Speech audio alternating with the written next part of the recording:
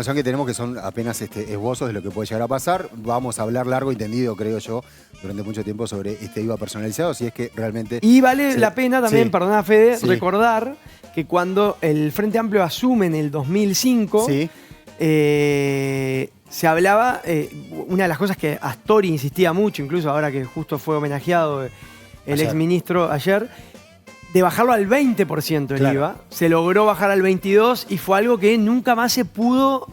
bueno, se hizo las devoluciones con las tarjetas de crédito y débito, pero nunca se logró ese hito de bajar el IVA al 20%. Está justo, perdón que te interrumpa, José Carlos Maya, que pertenece a Asamblea Uruguay, sí, el que sector seguro me va a que desmentir. hace... No, bueno, al revés, estaba elogiando y hacía claramente. Bueno, bienvenido, ministro designado de Educación. Bienvenido, ¿cómo estás? Bien, ¿cómo están ustedes? Bien, acá discutiendo sobre el IVA personalizado. Estamos viendo, craneando, tratando de entender cómo va a ser, pero bueno. ¿Tenés algo para aportarnos ahí? No. Yo tengo igual una pregunta, ya que estamos con el tema tributario. Pregunten que no molesta. Por ejemplo, ¿se vienen impuestos a las organizaciones educativas? Más impuestos a las privadas, digo, ¿eh?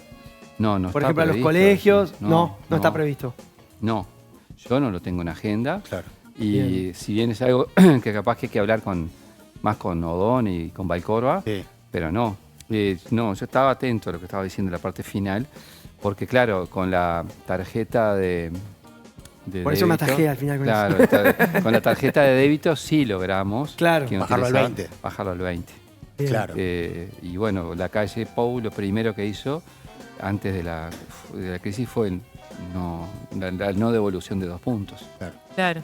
Bien, Un dato ya de que la estamos realidad. en tema presupuesto, Dale. bueno, primero felicitaciones por la designación. Imagino que es un gran desafío para vos. Sí. Está desde hace tiempo el compromiso del 6% para la educación.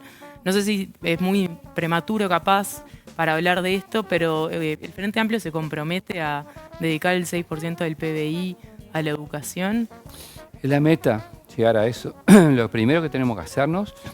Primero, gracias por la invitación. Porque por favor. Me zambullí sí, de una sí, sin nada. El stream es así, no hay Es como pausas, si no hay nada. estuviera así ese rato acá adentro. Pero Lo tenemos desde las 9 sentado ahí escuchándonos. Sí, yo estaba reenganchado. Pero no, a ver. La meta es esa, por supuesto. Y claro, lo primero que tenemos que hacer es tener los datos de la realidad en concreto. Es decir, ¿qué quiero decir con esto? Mira, el estado de la situación económica y financiera del país. ¿Qué quiero decir? Más concreto aún, por ejemplo, los niveles de déficit fiscal reales, los compromisos desde el punto de vista económico que tiene el país hacia adelante, la situación del endeudamiento externo, la situación, por ejemplo, a mí me ocupa mucho pensar en ello, de los funcionarios públicos, tanto de los que están ingresando en estos meses, como los que por razones de jubilación se van. Ya nosotros lo advertíamos, no en educación, pero me acuerdo en el Ministerio de Ganadería había algunas áreas que si se te jubilaban 2 o 3, te quedabas sin personas que tenían una trayectoria de 20 años en áreas estratégicas del país. Digo, para darles un ejemplo. Conozco una cantidad de colegas de mi edad que ya se han jubilado por distintas razones, porque no aguantaban mucha cosa más. Entonces, todo eso tenés que analizarlo. Entonces, la meta, te contesto la pregunta, sí, claro, es ir hacia eso. Y si no se llega, estar lo más cerca.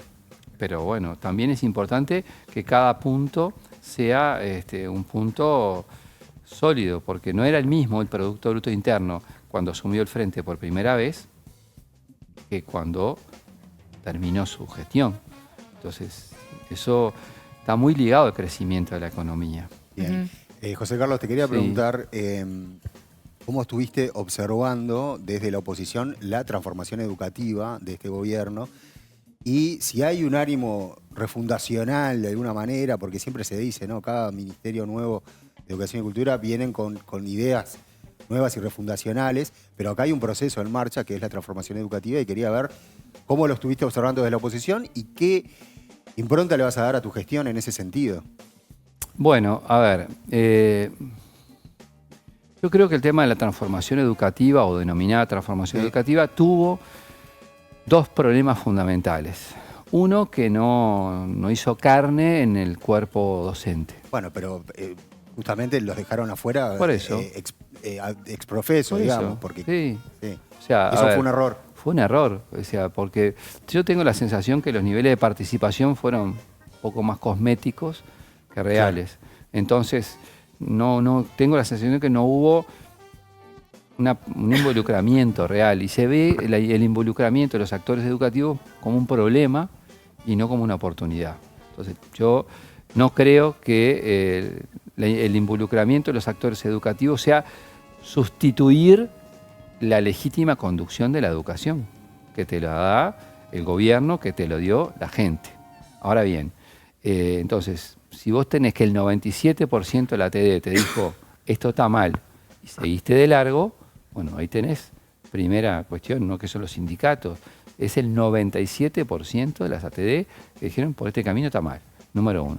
Número dos, yo soy consciente que la pandemia afectó a todo el mundo, al Uruguay también, por supuesto, y en materia educativa, por suerte existía el Plan Ceibal, ya funcionando durante casi 15 años, y fue una tabla de salvación que tuvo el Uruguay comparativamente a otros países fundamental.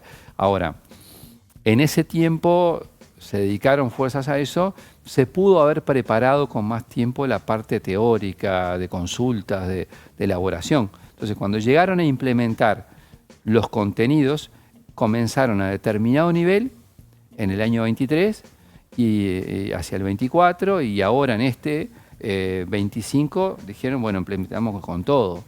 Entonces, hay que llegar sin preconceptos. Yo no llego con una cuestión de venimos a fundar la nueva revolución educativa.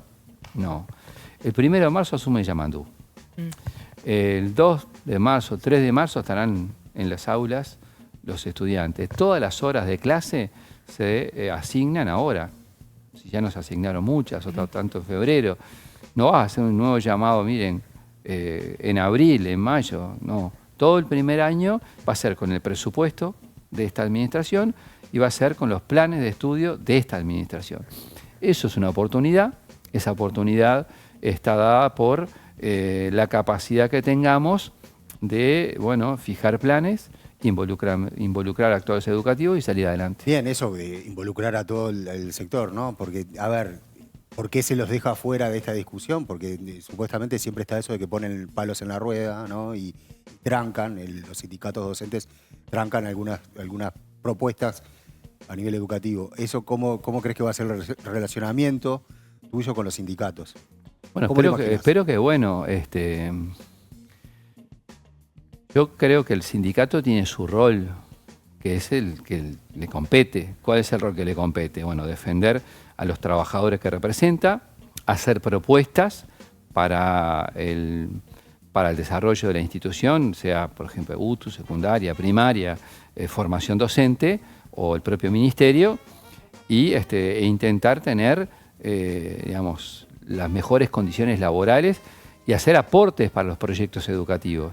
No tiene la competencia ni la responsabilidad ante el Uruguay y ante la ciudadanía de la conducción. Claro. Entonces, cada uno tiene su rol. Lo que tenés que llevarlo, creo que todos asumiendo de buena fe, respetar las independencias de cada quien y los roles de cada quien.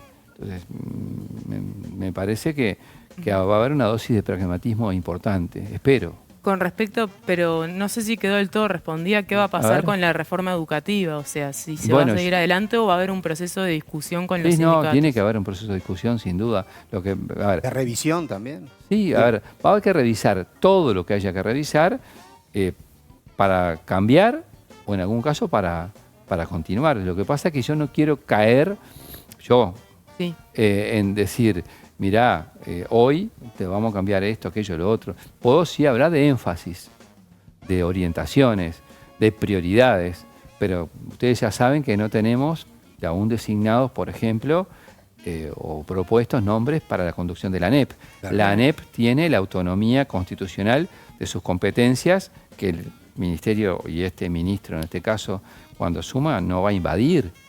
Claro. Yo tendré y tengo opiniones y voy a articular todo y coordinar todo lo que sea posible con la ANEP, pero cada cual tiene que tener su rol acá.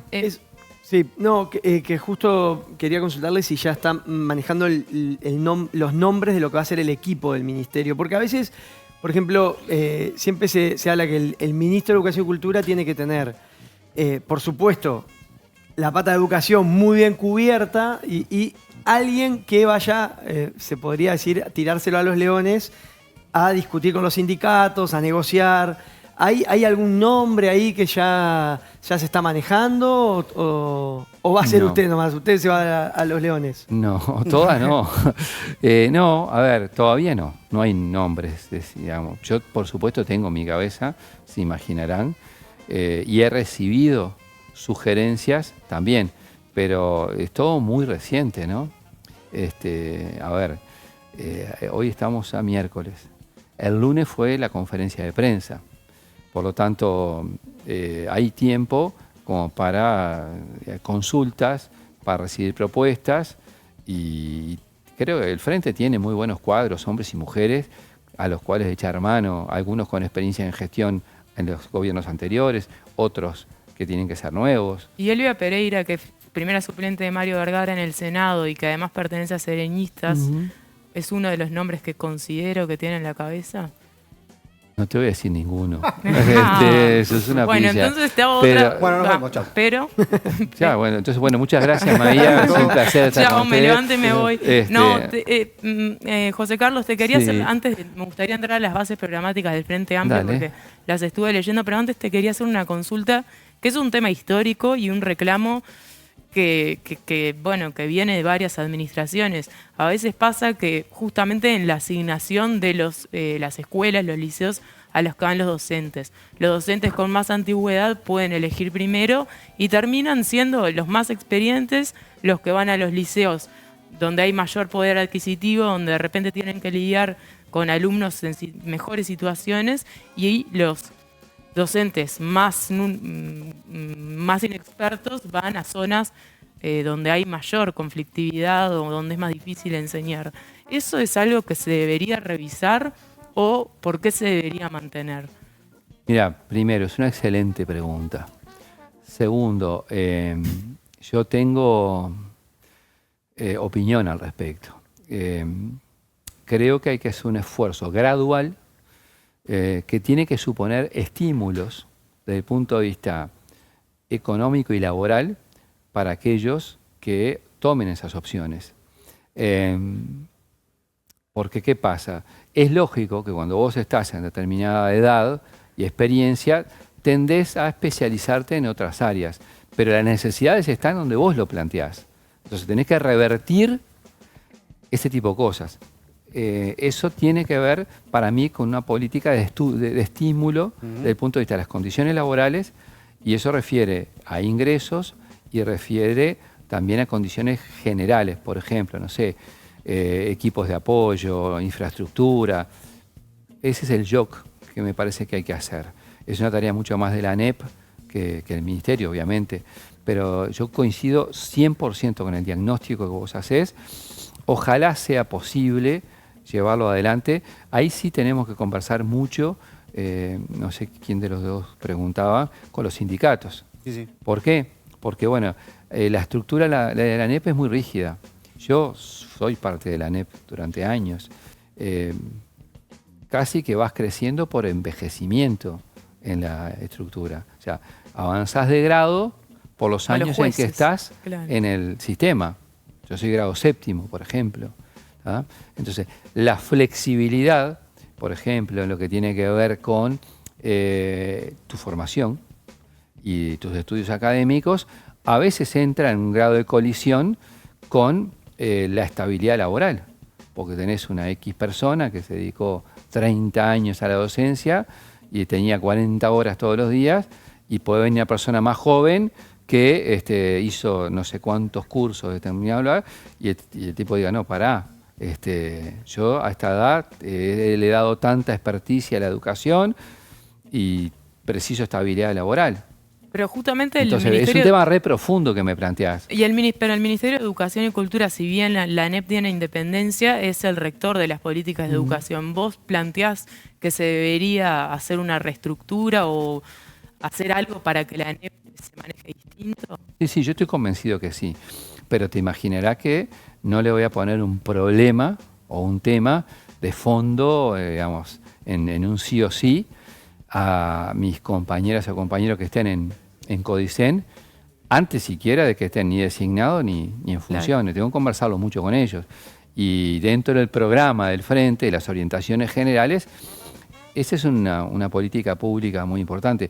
Para ser más claro el ejemplo todavía, en teoría, viste que vos tenés igual función, igual remuneración, ¿verdad? Entonces, había una política de estímulos por ejemplo, con los SERP. Yo conozco casos que si vos vivías en Salto, por ejemplo, ¿no? O en Rivera, y querías tener una carga de horas ahí, si yo gano exactamente lo mismo, y lo que voy a decir ahora es bastante polémico, y seguramente me puedo comprar un problema con esto, pero si vos ganás exactamente lo mismo en Montevideo que en Rivera, y tenés toda tu estructura familiar y acceso a los bienes culturales acá y a los servicios en el área metropolitana, y te es más difícil que vayas al interior a radicarte a 500 kilómetros. Sí. Tiene que haber estímulos para eso. Obviamente ahora hay otro tipo de herramientas con la tecnología que das la clase de cualquier lugar, pasan cosas distintas. Pero tenés que pensar en cuestiones que remuevan un poquito lo clásico, la estructura, en un sentido propositivo. Pero para eso tenés que conversar mucho con los actores educativos, con todos, y después tomar decisiones. Bien, José Carlos, te quería preguntar, justamente recién mencionabas el tema de la tecnología, y te quería preguntar si cambios en lo pedagógico también, ¿no? Porque estamos en el 2024 y a veces parece que estamos haciendo la misma receta de antaño. De que Varela fundó la escuela. Maestro, los alumnos sentados en los pupitres, digamos. ¿Vos te imaginás algunos cambios, digamos, que ya se dan en el mundo educativo? No solo acá en Uruguay, en el mundo educativo privado, hay experiencias privadas que apuestan a otro formato de educación. ¿Se viene un Ceibalita 2.0? Y, yo qué sé, algo que nos meta, digamos, en el mundo que se viene, en el mundo que está hoy, que ya está hoy, ¿no? Como para innovar un poco. ¿Vos cómo lo ves a eso? Lo veo ¿Le has bien. hincado el diente a ese Sí, asunto? en términos generales sí. Lo veo, a ver, vos al pasar le complementaste algo a él. La Ceibalita. Claro. El plan Ceibal tiene todavía mucho para darle a la ANEP y a la educación en general. Es una herramienta fantástica. Es medio cuadro. Sí, entonces, sí. Y supuso una revolución, educativa, sin duda. Fundamental. Creo que ahí tenemos una estructura y una experticia que podemos profundizar. Y creo que las nuevas generaciones te dan el salto tecnológico. Mira, voy a decir una cosa media de otra época. Cuando yo me formé en el IPA, tenía a Carmen Tornaría como docente en didáctica, una cara perdida, yo la admiré mucho. Entonces me acuerdo que se paraba y decía, mira, ustedes no compitan con la televisión. La televisión tiene color, movimiento, esto. Vos sos un tipo que estás parado frente a los demás, pizarrón, tiza. Utilizá esa herramienta. ¿Tá? Entonces, si a mí me decía eso, y a todos nosotros, Carmen Tornaría, hace muchísimos años atrás, varias décadas, ahora, con esto... ¿Competir contra esto? Pero sos un... Y con la capacidad de atención que tienen los niños ahora, que es de 15 imposible, segundos. Nada. Entonces, bueno, por eso mismo. Digo, todo eso tiene que cambiar. A mí, además, ustedes saben que yo no dejé de dar clases mientras fui legislador. Profesor de historia. Sí, claro. Mirá, tenía un grupo todos los años. Di clases, salvo el año 2017 que presidí la Cámara de Diputados. Claro. No tenía claro cuánto tiempo me llevaba. Dije, por la duda. Por la duda, este año no agarro. Todos los años, del 95 al 2020, siempre estuve en un aula. Entonces me debatí yo en eso. Entonces cuando el tipo agarraba el celular y vos lo veías así, de reojo se partía por agarrar el celular, lo agarraba y decía, no, muchacho, y ahí tipo represión, taca, taca, taca. Hasta que un día agarré y dije, mira, acuerdo mi clase de cuarto año, digo, busquen populismo en el celular. Se zambulleron en el celular. Obviamente buscaron populismo y 50 cosas más que estaban en la vuelta. Pero, chau. Por ejemplo, populismo encontraron de nombre Chávez, Perón, Felipe González. Mirá. Y varios más que no tenían nada que ver entre sí. Bueno, vamos a hablar de populismo. Entonces ahí le dije, mira, hay un señor que se llamaba Octavio Ianni que decía que el populismo era una cuestión que tenía 3 bases fundamentales: Estado, sindicato y partido. Y ahí hablamos. Pero claro, los metí en esto. Claro. Y yendo, perdón, siguiendo con la tecnología y un ejemplo que usted dio de, por ejemplo, los docentes, que puede ser un docente, las diferencias, que puede tener un docente en Salto, un docente en Montevideo. La intención de este gobierno de desarrollar mucho más la educación en el norte del país, se habló de incluso llevar la universidad al norte. Ahí la tecnología también puede ayudar mucho, porque, por ejemplo, se puede evitar el traslado de ese profesor, claro, que por ahí no tiene estímulo. Eso también formaría parte de esta revolución, por decirlo de alguna manera, de dar clases directamente por Zoom, además de tener, por supuesto, cuerpo docente en el territorio, pero eso está en la cabeza. No sé cómo sería la reacción de los sindicatos en ese aspecto. Bueno, a ver, yo lo tengo en cuanto a un abanico de posibilidades, a articular esas cosas. Acá hay que cuidar cosas básicas, ¿no? Porque claro, me parece que lo mejor es tener claro cuáles son los niveles de estabilidad con los cuales tú trabajas. Porque no trabajás en lo etéreo. Tú tenés que tener un equilibrio entre un cuerpo de trabajadores de la educación que tenés y que tiene determinadas características que en algún momento van a cesar por razones de edad, y otros que efectivamente se van a ir incorporando. Hay un cambio generacional. Entonces, yo me imagino esas posibilidades, de hecho ya existen. Hoy, voy a poner un ejemplo concreto, mi hijo, Felipe, hace la UTEC, va a la UTEC en Minas. Va cada 15 días y tiene clases virtuales, otras. Claro. Entonces hay algún tipo de combinación de esas cosas. Un híbrido, de alguna manera. Sí. Claro, el tipo va por la ruta 8, se organiza con 3 o 4 compañeros de la zona, arranca del auto, comparten gasto, van para ahí, quedan ahí y después hacen trabajos entre ellos. Es una realidad que va por ese lado. José Carlos, yo te quería justamente, hablamos poco de las bases programáticas, pero uno de los puntos que están allí es impulsar definitivamente la Universidad de la Educación. Pero recordando lo que pasó en 2008, cuando se trató de impulsar y no prosperó, ¿pensás que ahora están dadas las condiciones para que pase? Porque han pasado, no soy buena con las cuentas mentales, pero han pasado más de una década y sin embargo esa idea no prospera.